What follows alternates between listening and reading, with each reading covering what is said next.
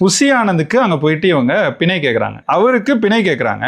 ஏற்கனவே அவங்க கட்சிக்காரர் ஒருத்தர் கைதாயிருக்கிறார். யாரு? மதியழகன். அப்ப இந்த நிகழ்ச்சிக்கு நீங்க தானே ஒருங்கிணைப்பாளர்னு கேள்வி கேட்கறாங்க. நீதிபதிகள் கேட்ட கேள்விக்கு அவங்க என்ன சொல்றாங்க பாருங்க. நீதிபதியோட கேள்வி என்னன்னா, ஒரு நிகழ்ச்சி ஏற்பாட்டாளராக உங்களுக்கு எந்த பொறுப்பும் இல்லையா அப்படின்னு கேட்கறாங்க. புசி ஆனந்துக்கான கேள்வி இது. புசி ஆனந்த் தரப்பு வழக்கறிஞர் சொல்றதுக்கு, நான் ஏற்பாட்டாளர் அல்ல. அதாவது அவர் தரப்பு, அவர் புசி ஆனந்துக்காக பேசுறது, நான் ஏற்பாட்டாளர் அல்ல. கரூர் மாவட்ட செயலாளர் மதியழகன் தான் ஏற்பாட்டாளர். அவர் ஏற்கனவே கைது செய்யப்பட்டுள்ளார். எப்படிப்பட்ட ஆட்கள் பாத்தீங்களா? அதாவது தங்களுக்கு பிரச்சனைன்னு வந்தா கடல் மேலே ஏறி ஓடுவாம்பாங்கல்ல, அந்த மாதிரி அவங்க மாவட்ட செயலாளரை ஏற்கனவே கைது பண்ணிட்டாங்க. அவரை காவு கொடுத்துட்டு இவங்க காப்பாத்திக்க பாக்குறாங்க. அவர் தான் ஏற்பாட்டாளர், நாங்க இல்லைங்கிறாங்க. இதை நீங்க நம்புவீங்களா? இல்ல யாராவது நம்புவாங்களா? இத்தனை நாள் அவங்க குறைஞ்சது இது 3 மக்கள் சந்திப்பு கூட்டங்கள்ல 3 நாட்கள் நடத்திருக்கிறாங்க.